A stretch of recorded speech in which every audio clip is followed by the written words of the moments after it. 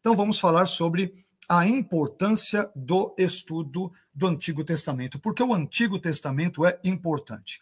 E eu separei aqui, para o nosso bate-papo ou para a nossa aula magna, pelo menos 10 motivos ou razões pelos quais o estudo do Antigo Testamento, da Bíblia hebraica, ou também assim chamado Primeiro Testamento, é importante. E, claro que particularmente para nós cristãos nesse aspecto. Eu diria que, em primeiro lugar, o estudo do Antigo Testamento é importante porque o Antigo Testamento simplesmente nos mostra, nos revela quem Deus é. Quando nós lemos as páginas do Antigo Testamento, nós vemos que o Antigo Testamento retrata Deus, por exemplo, entre outras coisas, como o Criador de todas as coisas. Lemos isto em Gênesis capítulos 1 e 2, como libertador do seu povo, o povo de Israel, como um Deus que é longânimo, como um ser misericordioso, como um ser que é justo, que é todo-poderoso, que é salvador, que é perdoador e que é bom, entre tantas outras características e atributos que nós assim poderíamos denominar. Então, o Antigo Testamento, num primeiro momento, ele é absolutamente relevante para a fé cristã, visto que, se quisermos saber mais sobre Deus, e é óbvio que não é apenas o Antigo Testamento que fala sobre Deus, ele tem a sua contraparte, que é o Novo Testamento, mas como o nosso curso ele envolverá essa ênfase no Antigo Testamento, por isso que nós também estamos dando esta mesma ênfase aqui nessa nossa aula. Mas o Antigo Testamento, um primeiro elemento, uma primeira razão que eu alistaria ou elencaria, que explica a sua relevância, é porque Deus se nos auto-revela de forma gloriosa, graciosa, soberana e todo-poderosa nas páginas dos 39 livros do Antigo Testamento. E esse é um motivo, eu diria que inicialmente, mais do que sobejo, para que nós busquemos aprofundar o nosso estudo, os nossos conhecimentos nessa importante parte das Escrituras. Mas uma segunda razão que eu diria aqui, que eu elencaria pela qual o Antigo Testamento deve ser estudado, é que o Antigo Testamento, ele não apenas nos mostra, nos revela quem Deus é, mas dentre as coisas que nós aprendemos, é que o Antigo Testamento é inspirado por Deus. Ele é palavra de Deus.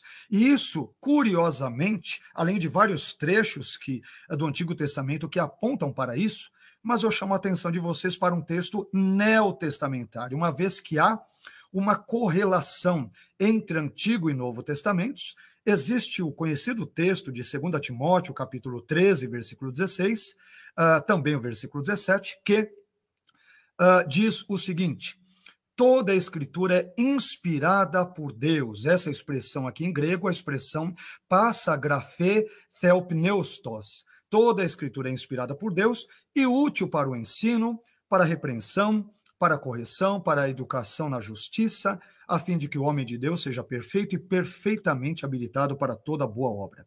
Bem, sobretudo esse versículo 16 de 2 Timóteo, capítulo 3, ele é alvo de alguns debates por parte dos estudiosos, dos teólogos, né, como vários outros assuntos e temas bíblicos e teológicos também, que são objeto do escrutínio teologal, bíblico, exegético e assim por diante, mas os estudiosos normalmente debatem aqui em 2 Timóteo capítulo 3, versículo 16, o que a expressão passagrafê, isto é, toda a Escritura, significa. Essa expressão, toda a Escritura, se refere ao Antigo Testamento, ela se refere ao Antigo e Novo Testamentos, ou ela se refere ao Antigo Testamento e à parte do Novo Testamento, aquela parte que estava ainda em processo de escrituração e que, portanto, estava sendo escrita e inserida aos poucos no cânon como palavra de Deus. Então, há essa discussão. Mas quando nós lemos comentaristas do texto de 2 Timóteo, estudiosos, eu diria que parece-me que majoritariamente os estudiosos entendem que essa expressão grega de 2 Timóteo 3,16, passa a grafê, toda a escritura, é uma referência a todo o Antigo Testamento. Mesmo porque Paulo, quando escreve o seu texto ali de 2 Timóteo, em algum contexto da década de 60 da nossa era, né, do primeiro século da nossa era, obviamente, outros textos, epístolas, o livro de Apocalipse, por exemplo, as 3 epístolas joaninas e outros textos, possivelmente, ainda não haviam sido escritos, né?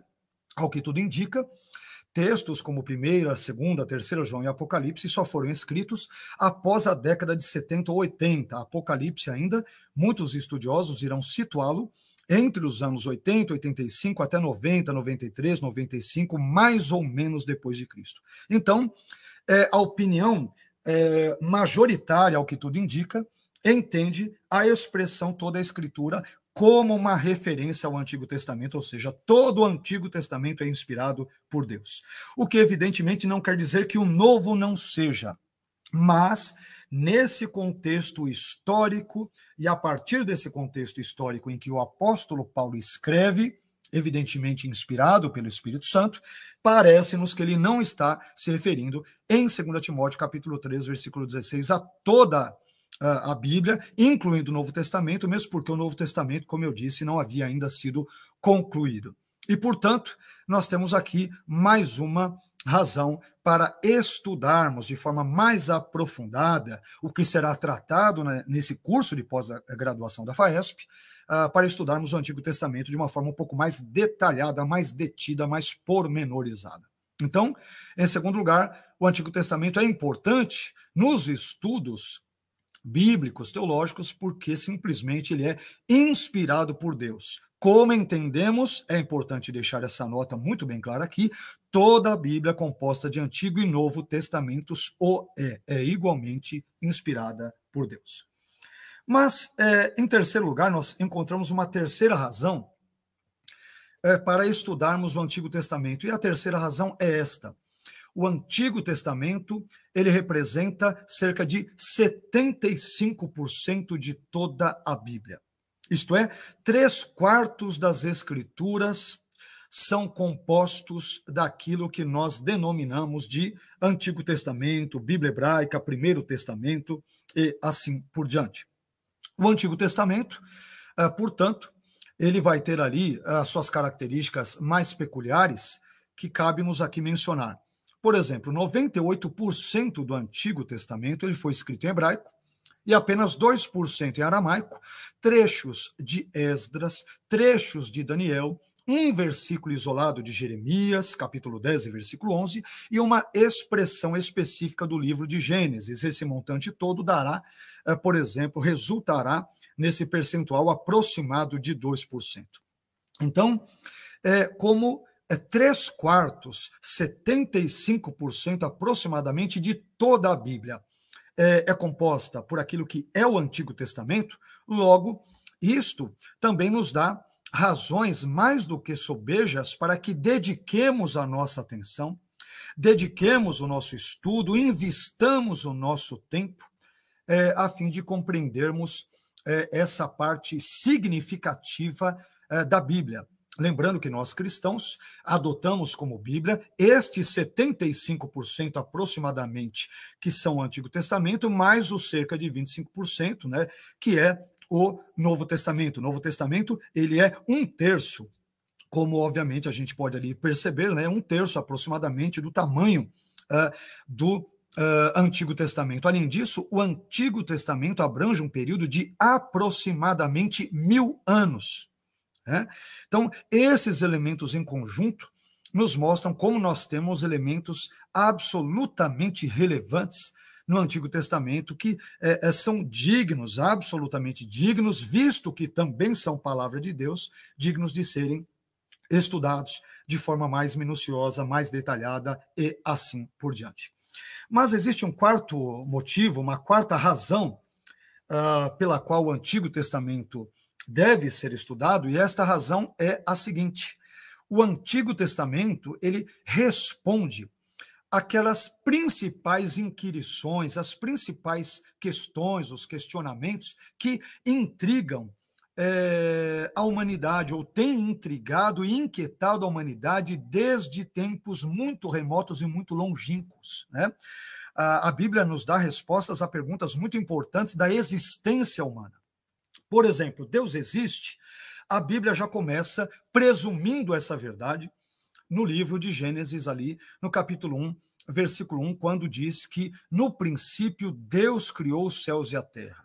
Sem explicar ou tecer maiores detalhes sobre Deus, a Bíblia simplesmente começa presumindo, pressupondo, porque Deus é uma realidade, algo evidente, por exemplo, para os hebreus, quando, inspirados pelo Espírito Santo, começam a escrever as páginas do Antigo Testamento. Então, Deus existe? O Antigo Testamento responde de forma veemente com um grande sim, sim, Deus existe. Além disso, o Antigo Testamento responde uma pergunta importante: de onde eu vim? De onde vim? Num sentido evidentemente vertical, eu e você, todos nós, enquanto criaturas ou criação de Deus, nós viemos do próprio Deus.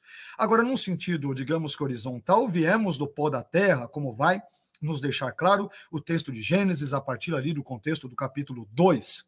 Então, nós temos uma a resposta para isso. Em última análise, viemos de Deus, mas em outro sentido, viemos do pó da terra, para onde também voltaremos, pelo menos em termos físicos, conforme a própria Bíblia e o próprio Gênesis, aliás, nos reitera, nos assevera de forma clara. Quem nós somos? Essa pergunta é respondida pela Bíblia. Somos seres finitos, criaturas criados à imagem e semelhança de Deus e, portanto, todo ser humano ele possui uma dignidade no seu ser que não lhe é intrínseca, mas é uma dignidade derivada do fato dele ter sido criado à imagem e semelhança do Deus Todo-Poderoso, que é retratado nas páginas do Antigo Testamento. Por que existimos? Por que estamos aqui? Ora, a Bíblia diz que se nós existimos porque esta é a vontade de Deus, Ele nos criou. Ele quis que estivéssemos nesse mundo. Por que sofremos? Sofremos porque Gênesis irá explicar porque o pecado entrou no mundo. O homem desobedeceu a Deus, antes dele um anjo bom, chamado pela tradição cristã de Lúcifer, chamado depois da sua queda pelo contexto judaico-cristão de Satanás e Diabo. Este ser experimenta uma queda da sua posição, da sua retidão com a qual ele foi originalmente criado por Deus, e ele acaba sendo depois instrumento da tentação do homem ali no Éden.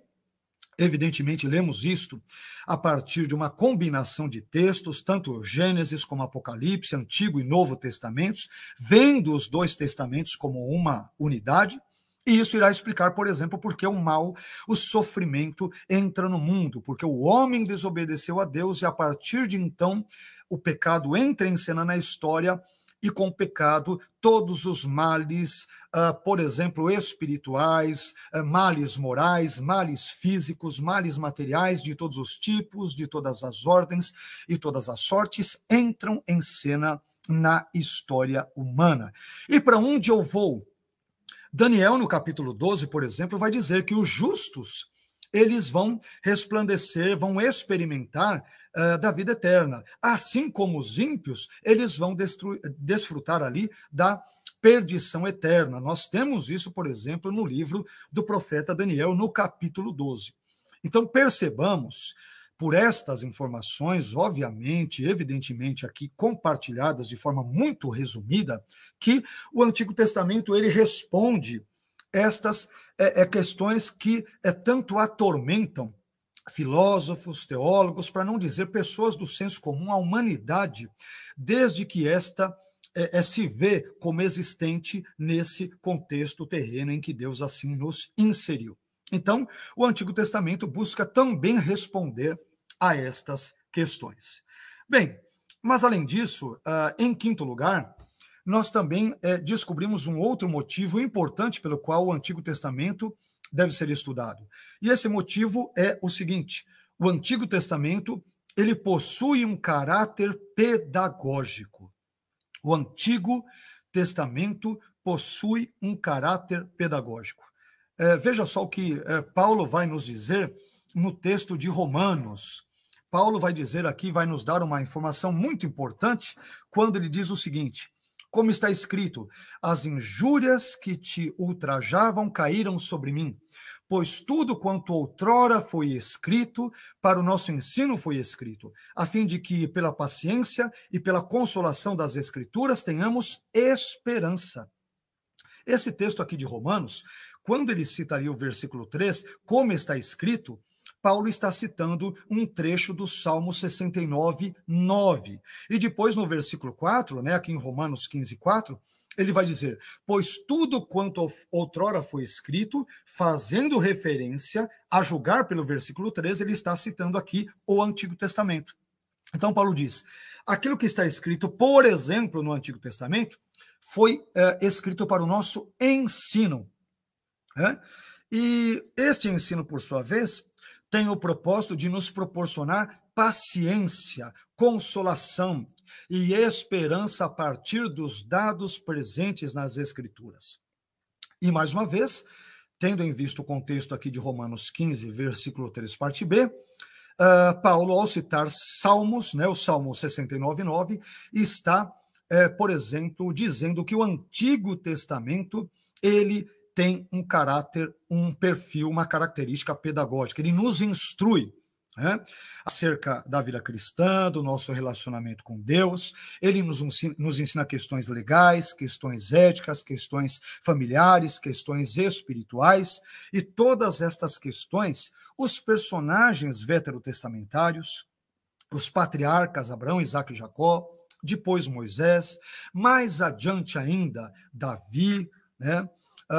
Em outros contextos, os profetas maiores e menores, os textos poéticos, os personagens, seus relacionamentos com Deus, a maneira como eles lidavam com Deus, com seus pecados, com as intempéries e adversidades da vida, com os problemas da vida, tudo isso acaba servindo, argumenta Paulo no texto de Romanos 15, versículos 3, parte B e 4, tudo isso funciona para a nossa instrução e, portanto, possui um profundo caráter pedagógico. E por isso o Antigo Testamento, por ter essa perspectiva pedagógica, instrutiva, ele é digno, mais do que digno de ser estudado e merece, de fato, ser objeto do nosso estudo aprofundado. Estudo este que, mais uma vez, buscaremos trabalhar aqui, traçar ao longo do nosso curso de pós-graduação em Teologia Bíblica do AT. Bem, mas indo um pouco mais adiante, em sexto lugar, o Antigo Testamento também é importante, também é relevante, e por isso merece ser estudado num curso de uma pós-graduação como este oferecido pela FAESP, porque o Antigo Testamento é simplesmente imprescindível para a compreensão do Novo Testamento. É imprescindível. Nós não compreendemos bem, não compreenderemos, jamais compreenderemos a contento, de forma mais plena, de forma robusta, a Bíblia toda, evidentemente, incluindo, portanto, o Novo Testamento, se não estudarmos bem o Antigo Testamento. E aqui eu coloquei aqui, fiz questão de compartilhar uma citação de Gene Crane, na obra Lendo a Bíblia como Literatura, uma introdução, onde é dito o seguinte, uma informação muito básica, muito fundamental, mas importante para entendermos a relevância do Antigo Testamento para o Novo Testamento. Veja bem, o Novo Testamento contém um total de quase 300 citações diretas do Antigo Testamento. E se incluirmos as citações indiretas e parciais, então o número salta para cerca de 1000. Olha só, 1000 citações entre citações indiretas, entre alusões, entre questões parciais e totais do Antigo Testamento presentes no Novo Testamento. Então, nós temos que ter em mente o seguinte: o Novo Testamento não existiria sem o Antigo Testamento. Ele não existiria. Sem o Antigo Testamento, o Novo Testamento não se tornaria realidade. As palavras do Novo Testamento, ainda que o Novo Testamento tenha sido escrito 100% em grego koiné ou kiné, como os helenistas mencionam, eu digo com frequência aos meus alunos que o Novo Testamento fala grego, mas ele fala grego com sotaque hebraico, porque todos os autores do Novo Testamento, a única possível exceção de Lucas, que escreve Lucas Atos, a única possível exceção, eles eram todos judeus. Mas mesmo Lucas, que ao que tudo indica era gentil, ele escreve os seus 2 tomos, os seus 2 volumes, Lucas e Atos, a partir de um background, de um pano de fundo que é semítico. Então, se você pegar várias coisas, por exemplo, aqui se você pegar ali, o início de João, no capítulo 1, versículo 1, enarche enrologos, no princípio era a palavra, era o verbo. É evidente que João, mesmo escrevendo grego, em João 1:1, ele tem em mente Gênesis 1:1, que vai dizer lá, Breshit bara Elohim et hashamayim ve'et haaretz. No princípio, Deus criou os céus e a terra. Então, o no princípio genesiano, ele vai influenciar profundamente o enarche, no princípio era a palavra do texto joanino do prólogo de João capítulo 1, versículo 1.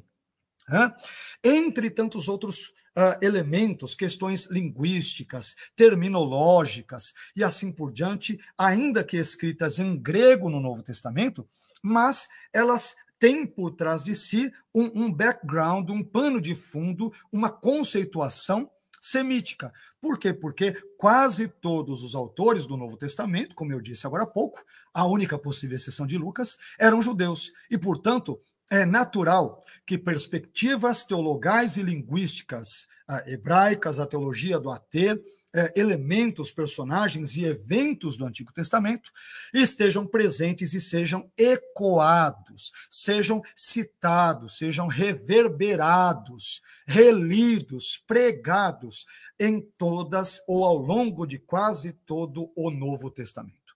Então, o Novo Testamento simplesmente não existiria sem as páginas do Antigo Testamento. E esse motivo, mais uma vez, eu creio que é um grande, forte, um convincente argumento pelo qual devamos estudar de forma mais aprofundada o Antigo Testamento. Mas, em 7º lugar, nós separamos aqui 10 razões, né? Em 7º lugar, eu também diria que o Antigo Testamento é importante, ele é relevante porque ele simplesmente aponta para o Senhor Jesus Cristo. Eu poderia citar vários trechos do Novo Testamento, mas evidentemente prefeitos de economia, né? E até para nós podermos enquadrar bem aqui a logística e a estética do slide, eu citei apenas um versículo que, a meu ver, é muito emblemático nesse quesito. Então, o próprio Jesus, em Lucas 24:44, ele dirá o seguinte: e disse-lhes, são estas as palavras que vos disse estando ainda convosco. Convinha que se cumprisse tudo o que de mim estava escrito na lei de Moisés e nos profetas e nos salmos. Ora, essa expressão que Jesus usa, lei de Moisés, profetas e salmos, ela diz respeito à divisão tripartite ou à divisão tríplice presente no Antigo Testamento. Os judeus, já desde o contexto do 2º século antes de Cristo, portanto, durante o contexto interbíblico ou intertestamentário, nós já lemos no prólogo de Eclesiástico, né, um texto apócrifo escrito em grego, mas que reflete uma mentalidade judaica, nós vemos uma referência já sedimentada à divisão tríplice do Antigo Testamento. Qual era? Tem Torá, os 5 primeiros livros, não é isso? O Pentateuco. Depois, Neviim, a partir de uma perspectiva judaica, claro, Neviim, a expressão hebraica para profetas, e depois Ketuvim, que são os escritos. Então, Torá, Neviim, Ketuvim, essa divisão tríplice ou tripartite já era conhecida e já estava sedimentada na literatura, no pensamento, na religião judaica, por exemplo, pelo menos já no contexto do 2º século a.C., no prólogo de Eclesiástico em grego. Então, essa divisão de Jesus, à exceção dos salmos, né? Jesus usa os salmos aqui como representante, diríamos, dos Ketuvim, dos escritos, mas a divisão tripartite de Jesus ecoa todo o contexto do Antigo Testamento. Lei de Moisés, profetas e salmos. Então, Jesus está dizendo, convinha que se cumprisse tudo o que de mim, acerca de mim, Jesus estava ali, por exemplo, na lei de Moisés, nos profetas e nos salmos, mas não só nos salmos, né, evidentemente, em outros textos ali veterotestamentários. E esta é uma grande razão pela qual, um grande motivo pelo qual devemos estudar de forma mais diligente o Antigo Testamento. Mas caminhando quase para o final, em antepenúltimo lugar, eu separei 10 razões, estamos na 8ª e, portanto, antepenúltima, eu também descubro que o Antigo Testamento, apesar de antigo, ele não foi visto por Jesus como sendo algo obsoleto, como algo ultrapassado, como algo retrógrado. Vejamos o que Jesus diz no famoso texto de Mateus 5,17, onde ele começa ali o seu chamado Sermão da Montanha. Jesus diz, não penseis que vim revogar a lei ou os profetas. Não vim para revogar, vim para cumprir ou completar, né? Porque aqui aparece o verbo grego plerou. Então, é evidente, né, meus queridos irmãos, professores, colegas, alunos e você que nos honra, nos prestigia com esta live, com este, né, assistindo aqui este vídeo de lançamento do curso de pós-graduação da Teologia Bíblica do AT no Antigo Testamento pela FAESP. Então, esse ponto é muito importante porque é evidente que nem cada minúcia do Antigo Testamento se nos aplica, né?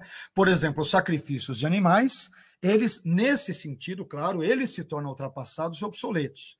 Mas isso não quer dizer que todo o Antigo Testamento se tornou obsoleto. E Jesus deixa isso muito claro, porque ele diz, eu não vim para revogar, ou para destruir, ou para abolir a lei ou os profetas. Lei ou os profetas é uma referência a porções do Antigo Testamento, ao próprio Antigo Testamento. Então ele diz, eu não vim revogar ou destruir, como também pode ser traduzido aqui o termo grego nesse contexto, mas eu vim para cumprir ou completar aquilo que o Antigo Testamento traz, ou seja, o Antigo Testamento ele é completado também, cumprido na pessoa e obras do Senhor Jesus Cristo de Nazaré. E, portanto, como o próprio Jesus não vê o Antigo Testamento, a lei ou os profetas como algo que deva ser revogado, logo também esta importante porção da Bíblia, que corresponde a 75% da Bíblia, como vimos agora há pouco, é digna do nosso escrutínio, exame e estudo mais detalhado, mais meticuloso e assim por diante. Bom, mas caminhando quase para o final, em penúltimo lugar, nós também diríamos que o Antigo Testamento ele é importantíssimo, né? Estudar o Antigo Testamento é muito importante porque o Antigo Testamento possui uma beleza literária ímpar, singular. E aqui existe uma obra de um autor chamado Eric Seibert, onde ele vai dizer o seguinte, uma coisa que nós podemos esperar encontrar no Antigo Testamento é uma ampla gama de gêneros literários, lei, narrativa, poesia, salmos, literatura profética, literatura de sabedoria, literatura apocalíptica e assim por diante. Isso é parte da beleza do Antigo Testamento. Então, quando nós estudamos o Antigo Testamento, obviamente que, sobretudo, o Antigo Testamento é parte da palavra de Deus, né, parte juntamente com o Novo, mas não apenas como palavra de Deus, que para nós é aquilo que há de mais importante, sem a menor dúvida, mas também em termos literários, o Antigo Testamento é muito relevante. Os seus textos narrativos, suas leis apodíticas e casuísticas, né? Os relatos de vocação de Moisés, de Gideão, por exemplo, de Isaías, de Jeremias e outros, né? Textos apocalípticos como Daniel, como Zacarias, como trechos ali do texto de Joel e assim por diante, eles são absolutamente relevantes. Então, os gêneros literários, as peculiaridades literárias muito ricas, presentes no Antigo Testamento, tornam essa importante porção da Bíblia, este 75% da Bíblia, essa grande maioria da Bíblia, né, da parte aqui das Escrituras em geral, dignas da nossa atenção, do nosso escrutínio, mais uma vez, do nosso exame. É necessário, portanto, que examinemos o Antigo Testamento a fim de não perdermos toda essa beleza literária singular que o Antigo Testamento possui. E, portanto, nós caminhamos agora para o final. Em 10º e último lugar, é importante estudarmos o Antigo Testamento, porque o Antigo Testamento, né, uma dica agora bem específica para nós cristãos, o Antigo Testamento é parte integrante do ensino e da pregação do Novo Testamento. Então, quando nós lemos o Antigo Testamento, nós verificamos que ele foi tema de vários ensinos e pregações ali, por exemplo, do Novo Testamento. Se puder colocar novamente o slide, nós verificamos várias coisas ali. Então, por exemplo, Pedro, em Atos capítulo 2, versículos 16 a 21, ele vai usar o Antigo Testamento. Estevão, no seu famoso discurso ali diante dos seus opositores judeus, vai citar profundamente, muito habilmente o Antigo Testamento em Atos 7, versículos 2 a 53. Filipe vai citar, né, dentro da sua exegese, a sua explicação cristológica de Isaías, ele vai citar ali e vai explicar o texto de Isaías para o eunuco em Atos 8, 26 a 35. E, por fim, Paulo, entre outros contextos, poderíamos citar várias vezes aqui Paulo e Pedro também, né? Mas Paulo, particularmente quando ele está numa sinagoga em Antioquia da Pisídia, ele vai citar profusamente o Antigo Testamento em Atos 13, versículos 16 a 42, a fim de convencer os judeus quanto ao fato de que Cristo era o Messias e que, portanto, eles precisavam adorá-lo e servi-lo, porque senão estariam em pecado e em rebelião contra Deus. Bem, esta foi a nossa breve aula magna nesse contexto.